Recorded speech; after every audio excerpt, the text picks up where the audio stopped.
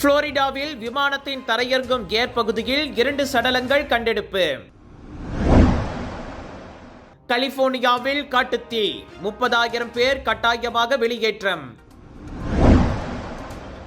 ஹனாயோவுக்கு எதிராக 182 போலீஸ் புகார்கள், 59 பேரிடம் வாக்குமூலம் பதிவு. புக்கெட் பிந்தாங் சாலையின் கையிருப்பு நிலப்பகுதியில் சட்டவிரோத கட்டிடங்களை கோலாலம்பூர் மாநகர் மன்றம் உடைத்தது. ChatGPT-யை பயன்படுத்தியே லாஸ் வேகாஸ் சைபர் ட்ரக் வெடிப்புக்கு திட்டம், போலீஸ் அம்பலம்.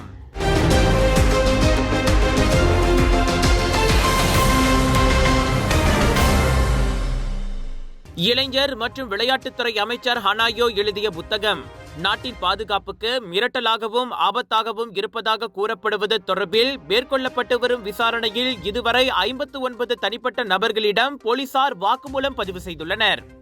இந்த விவகாரம் குறித்து இதுவரை நாடு தழுவிய நிலையில் 182 போலீஸ் புகார்கள் பெறப்பட்டுள்ளதாக கோலாலம்பூர் போலீஸ் தலைவர் டத்தோ ருஸ்டி முகமது இசா தெரிவித்திருக்கிறார்.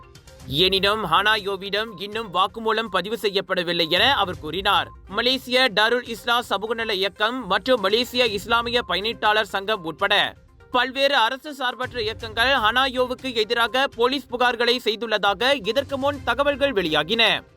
இந்த புத்தகம் தொடர்பில் 4 ஆண்டுகளுக்கு முன்பு மாரா தொழில்நுட்ப பல்கலைக்கழகத்தில் நடந்த கருத்தரங்கில் முன்னாள் போலீஸ் படை தலைவர் தான் ஸ்ரீ பூசா ஆசான் வெளியிட்ட அறிக்கை குறித்து அவருக்கு எதிரான ஹனாயோ தொடுத்திருந்த அவதூறு வழக்கு மனுவை கடந்த டிசம்பர் 23ஆம் தேதி உயர்நீதிமன்றம் தள்ளுபடி செய்தது.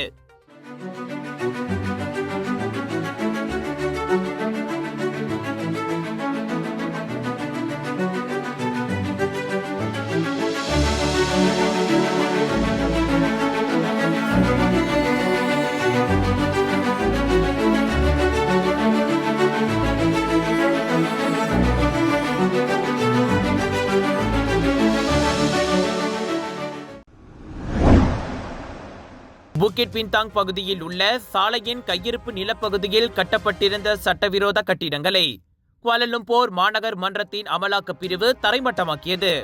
இயந்திர பொறியியல் துறை, மின்னியல், நன்னேரி சுகாதார சுற்றுச்சூழல் துறை மற்றும் புக்கெட் பிந்தாங் மாநகர் மன்ற கிளை அலுவலகம் ஆகியவற்றின் கூட்டோடு இந்த நடவடிக்கை மேற்கொள்ளப்பட்டது. Police, Tenaga national Berhad, Selangor நீர் விநியோக நிறுவனம், அலாம் புளோரா ஆகியவற்றின் ஒத்துழைப்போடு இந்த நடவடிக்கை மேற்கொள்ளப்பட்டதாக கோலாலம்பூர் மாநகர் மன்றம் தனது முகநூலில் வெளியிட்ட அறிக்கையில் தெரிவித்துள்ளது. சட்டவிரோதமாக நிர்மாணிக்கப்பட்ட 9 விரிவாக்கப்பட்ட கட்டுமான பகுதிகள் சாலையின் கையிருப்பு நிலம் மற்றும் கால்வாய்களை மூடிய நிலையில் இருந்ததால் அவை உடைக்கப்பட்ட வேளையில் 2 நிர்மாணிப்புகளை அவற்றின் உரிமையாளர்கள் அகற்றினர். மேலும் 1974ஆம் ஆண்டின் சாலை, கால்வாய் மற்றும் கட்டிட சட்டத்தின் கீழ் பொது இடங்களில் பொருட்களை வைத்த குற்றத்திற்காக பொருட்களை பறிமுதல் செய்யும் 7 நடவடிக்கைகளும் மேற்கொள்ளப்பட்டதாக கோலாலம்பூர் மாநகர் மன்றம் தெரிவித்தது.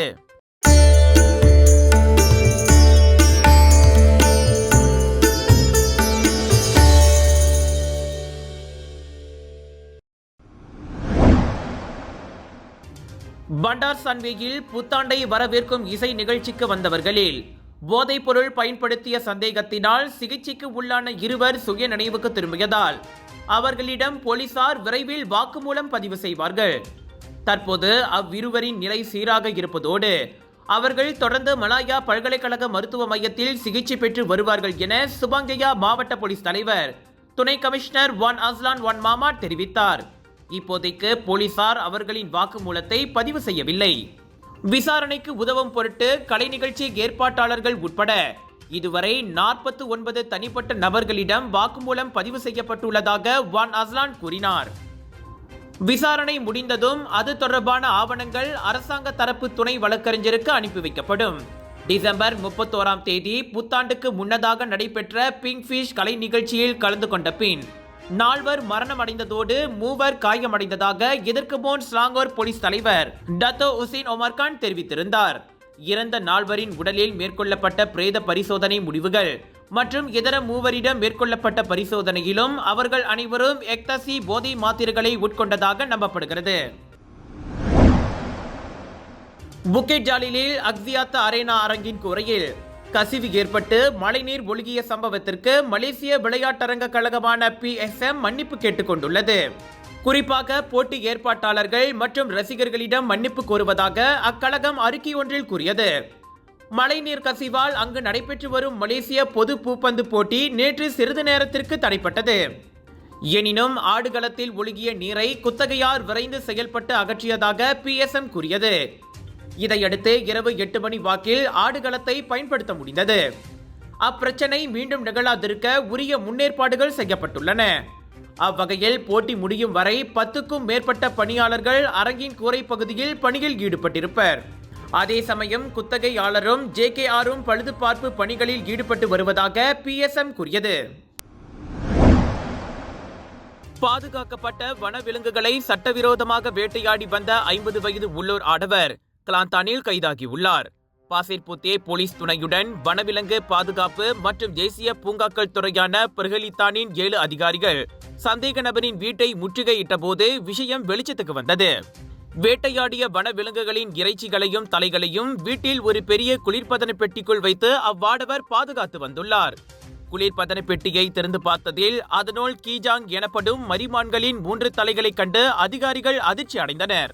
தவிர அவர் வேட்டையாடிய பல்வேறு வனவிலங்குகளின் 65 இறைச்சி பாகங்களும் கைப்பற்றப்பட்டன. அவரின் 4 சக்கர வாகனத்தை பரிசோதித்ததில் பழித்தா ரகத்திலான 2 வேட்டை துப்பாக்கிகளும் 171 உயிருள்ள தோட்டாக்களும் கண்டெடுக்கப்பட்டன. மொத்தமாக சுமார் 1 லட்சம் ரிங்கெட் மதிப்பிலானவை என நம்பப்படும் வனவிலங்குகளின் இறைச்சிகள், குளிர்பதன பெட்டி, 4 சக்கர வாகனம், வேட்டை துப்பாக்கிகள் அனைத்தும் சீல் வைக்கப்பட்டன. சந்தேக நபர் 2010 வனவிலங்கு பாதுகாப்பு சட்டத்தின் கீழ் தடுத்து வைக்கப்பட்டுள்ளார். உங்கள் சிறந்த ஆரோக்கியத்திற்கு அளவான எண்ணெயுடன் சிறந்த முறையில் தயாரிக்கப்பட்ட சைவம் அசைவத்திற்கும் பொருந்தும் சூப்பர் ஊறுகாய், பச்சை கொடி சிவப்பு மீன் சின்னம் கொண்ட ஸ்ரீ மீனாட்சி ஊறுகாய்.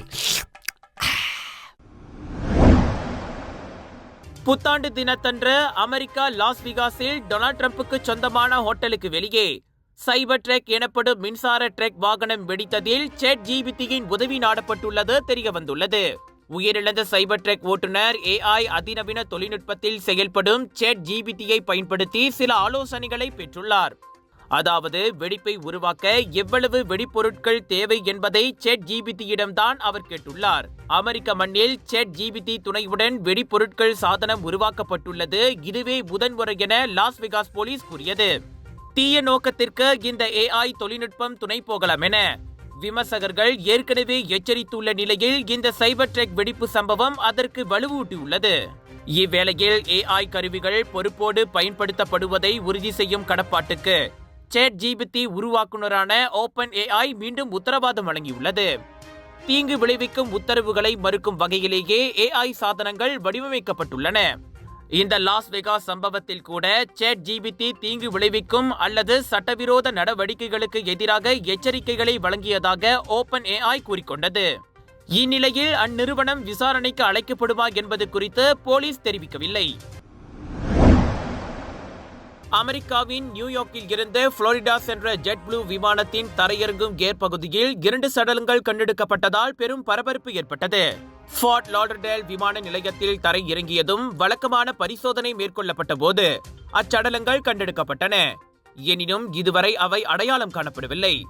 இருவரும் கேர் பகுதிக்குள் எப்படி நுழைந்தார்கள் என்பது குறித்து விசாரணை நடைபெறுவதாக அவ்விமான நிறுவனம் அறிக்கையொன்றில் கூறியது. மேற்கொண்டு தகவல் எதனையும் அது தெரிவிக்கவில்லை. கடந்த டிசம்பர் 24ஆம் தேதி சிகாகோவில் இருந்து ஹாவாய் தீவுகளில் ஒன்றுக்கு புறப்பட்ட யுனைடெட் ஏர்லைன்ஸ் விமானத்தின் கேர் பகுதியில் இதே போன்று ஒரு சடலம் கண்டெடுக்கப்பட்டது குறிப்பிடத்தக்கது.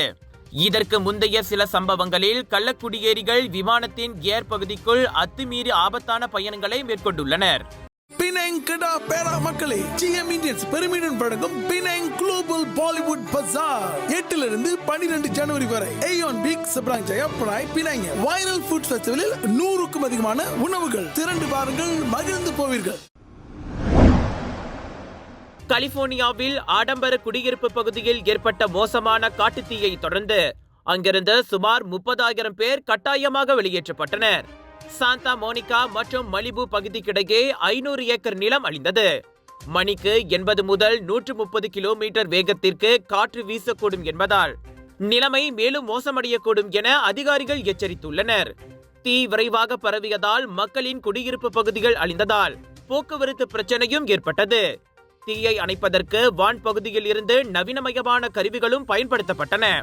இதுவரை உயிர் சேதம் மற்றும் காயம் அடைந்தவர்களை பற்றிய தகவல் எதுவும் கிடைக்கவில்லை.